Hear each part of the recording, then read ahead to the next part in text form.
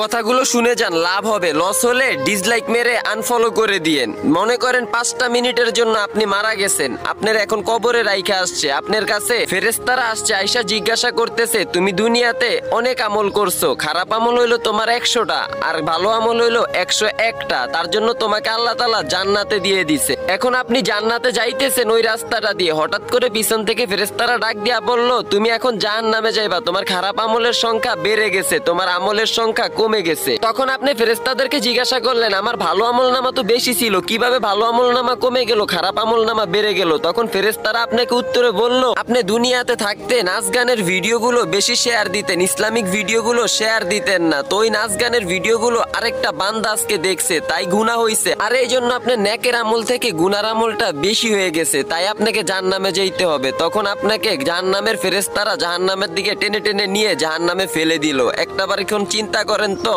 আপনি এই যে এখন ইসলামিক ভিডিওটা দেখলেন, এত শিক্ষণীয় বিষয়গুলো বললাম, তারপর ওই ভিডিওটাতে একটা লাইক না দিয়া চলে যাবেন। ভাই দুনিয়াতে এমন কিছু করেন ভিডিওর মাধ্যমেও জান্নাত পাওয়া যায়। ইসলামিক ভিডিওগুলো সাপোর্ট করেন, নাচ গানের ভিডিওগুলো সাপোর্ট করে আরেকটা মানুষকে দেখার জন্য সুযোগ করে দিয়েন না ভাই।